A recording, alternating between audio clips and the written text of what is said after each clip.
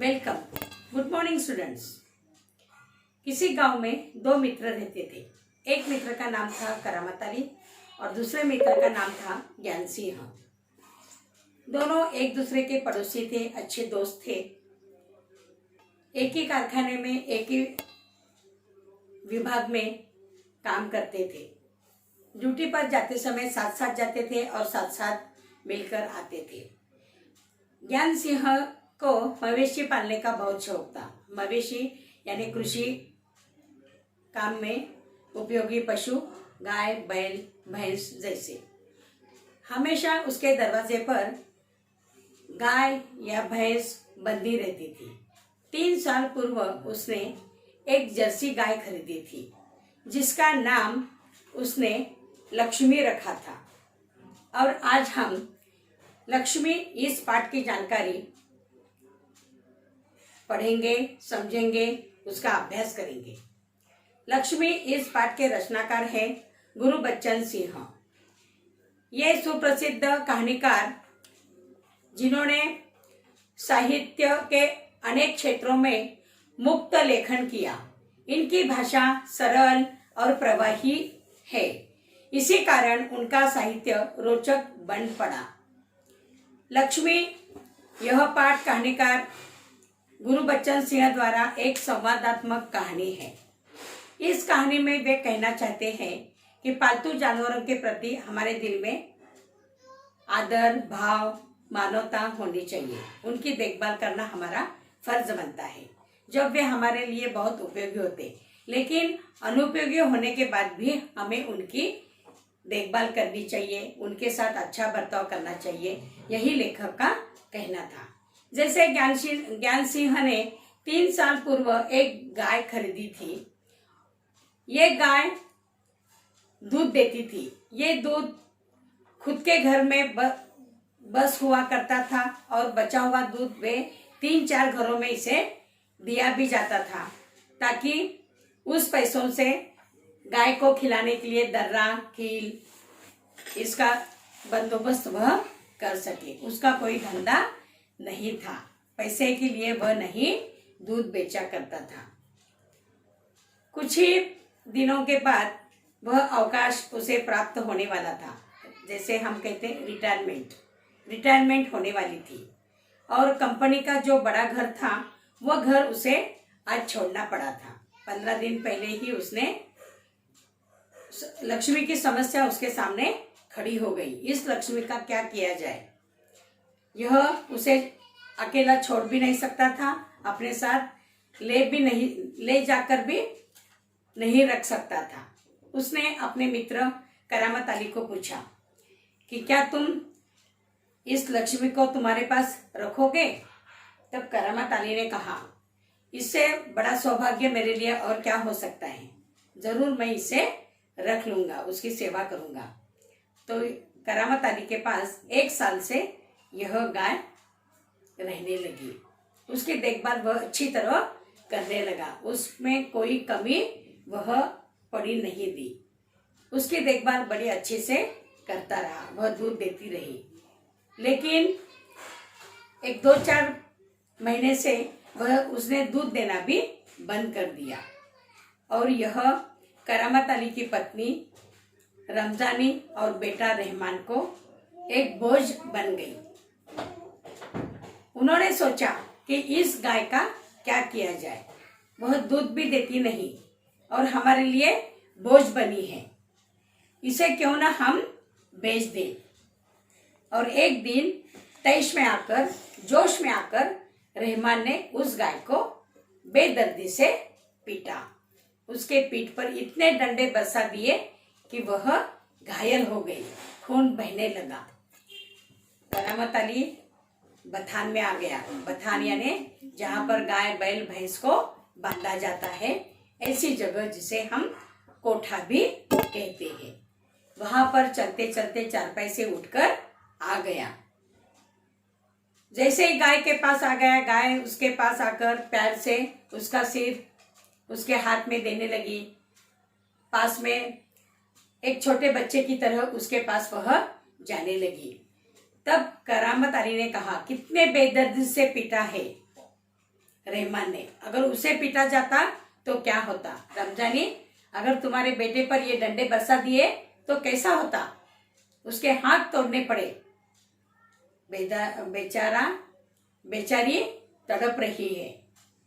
इतना होने के बाद रमजानी ने उसे, करामत अली को, अपने पति को रोगन दिया उस घाव को लगाने के लिए। वह बेचारा उस गाय के पीठ पर रोगन लगाता रहा। दूसरे दिन वह कारखाने में काम पर चला गया। 15 दिन के बाद काम पर चला गया और सोचता रहा कि ये लक्ष्मी का क्या किया जाए। मैंने तो वचन दिया था कि इसकी देखभाल मैं अच्छी तरह करूंगा। उसे मैं बेच तो नहीं सकता, लेकिन घर में रमजानी, उसकी पत्नी और बेटा रहमान बहुत परेशान थे। उनको ये गाय बोझ जैसे लग रही थी। वह अपने मित्र को भी उसने सारी बातें कारखाने में बता दी। उसका मित्र नईम, उसने भी उसे समझाया, तुम इसे बेच डालो। मैं कैसे बेचता? उस मित्र के वचन में तो मैं अटका हुआ हूं, मैं नहीं बेच सकता। वापस आ गया और आते बराबर उसने देखा कि गाय बेचारी खुंटी को उसको बांधकर रख दिया था और देखा कि उसके सामने कोई कचरा या खाना उसका नहीं था। झट से करामत अली ने पूछा, गाय को कुछ खाना चारा पानी दिया है कि नहीं? रमजानी ने कहा कि मैंने तो कहा था रहमान को उसको चारा डाल दो। करामत अली ने कहा, तुम्हारी अगर दोनों की मर्जी होती तो तुम जरूर उसे खाना देते, खाना खिलवाते, तो ये अच्छी बात नहीं है। ऐसा कहते हुए करामत अली ने खुद चारे की पेंडी उसके सामने सूखा चारा रख दिया। कभी कभी वह उसको अनाज के टुकड़ों का, जैसे हम खरकटा पानी कहते, वो भी पानी में आटा मिलाकर उसकी भी खली बनाकर वह रख देता था। लेकिन ऐसा उस दिन कुछ भी नहीं हुआ। बेचारे ये बेटा और पत्नी दोनों इसको किस प्रकार से घर से बाहर निकाला जाए यह सोच रहे थे। वो दोनों ने सोचा कि कहीं इसे दूर ले जाकर जहां हरी जमीन है वहां पर छोड़कर आ जाएंगे, वह वहां पर अपना पेट भर लेगी। ऐसा कह के दोनों ने उस गाय को एक दूर जगह जहां हरी भरी जमीन है वहां पर छोड़ दिया। लेकिन देखता क्या है, 1-2 घंटे के अंदर ही वह गाय वापस फिर से घर पर आ गई। उसके गले में रस्सी बंधी हुई थी और साथ में एक मनुष्य भी था। जैसे मनुष्य घर पर आ गया, जोर से उसने आवाज लगाई और कहा कि सुनो, ये गाय तुम्हारी है? हाँ हाँ हमारी है, इसे बांध के रखो।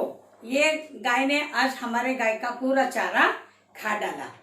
तुम इसे बंधवा के नहीं रख सकते तो इसे काजी हाउस में छोड़ाओ। काजी हाउस जहां पर लावारिस गाय, पशु, ऐसे प्राणियों को मुफ्त में रखा जाता है, वहां पर तुम छोड़ाओ। ये इतना कहकर वह मनुष्य चला गया। फिर रमजानी और रहमान ने सोचा कि इसको बेचना ही उत्तम होगा। उसके लिए घर में कोई पैसे नहीं थे। करामत अली ने एक बार उनसे उसका खाद्य लाने के लिए, उसका चारा लाने के लिए रमजानी से कुछ पैसे मांगे, लेकिन उसने कहा मेरे पास पैसे अभी नहीं है। इसने दूध देना भी बंद कर दिया, तो मेरे पास कहाँ के पैसे होंगे। ऐसा कहते हुए संदूकची में इधर उधर देखा, टटोला और फिर वहां से निकालकर एक 20 रुपए उसके हाथ में थमा दिए और कहा कि इससे तुम उसका चारा या खली दर्रा लेकर आओ। लेकिन ये रोज की बात है। ये दोनों को लगता था कि उसको खुंटी को बेकार का बांध रखना ये कोई अच्छी बात नहीं है, इसे बेच ही डालना चाहिए। तब करामत अली को वे कहते हैं कि आज शाम में एक मनुष्य आने वाला है जिसके हाथ इसे बेच दो। तब करामत अली ने कहा, बेचने की बात तुम करते हो, ये बिल्कुल मेरे विरुद्ध है। फिर भी मैं देखता हूं कि उसे लेने के लिए कौन मनुष्य आने वाला है। शाम होते ही एक मनुष्य आ गया। वो करामत अली का पहचान वाला ही निकला। तो उसने करामत अली ने उससे पूछा कि तुम इसे लेकर क्या करोगे, ये तो अब दूध भी देना इसने बंद कर दिया है। तो वह कहता है मैं तुम्हारे पास से ये गाय खरीद लूंगा, फिर किसी और को ज्यादा पैसे से मैं बेच डालूंगा।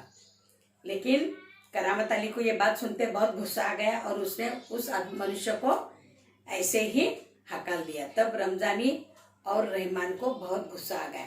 उसने कहा एक गिरायक हमने लाया था, आपने उसे भी उसके साथ में इसे नहीं बेचा, अब इस गाय का क्या करे। बेचारे को बोझ जैसे बनने लगी। आर्थिक परिस्थिति उनकी अच्छी नहीं थी, उसे पिला नहीं सकते थे, खा पिला नहीं सकते थे।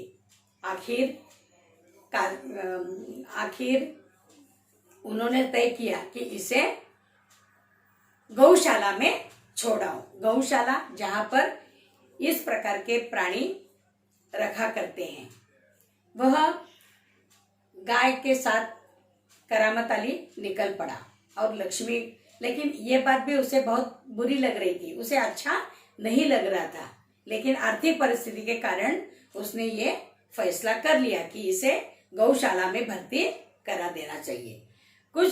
घर से कुछ दूर आने पर उसने लक्ष्मी के पीठ पर हाथ फिराया और कहा, लक्ष्मी चल जल्दी जल्दी पांव बढ़ा, यहाँ से गौशाला 2 किलोमीटर है, वहां पर तू इत्मीनान से रहेगी, हमारे घर से भी तुम सुखी रहोगी और तुम्हारे देखभाल के लिए वहां पर बहुत सारे अच्छे ही लोग होंगे, ऐसी मैं आशा करता हूँ और जरूर वैसे ही लोग तुम्हें वहां पर मिलेंगे।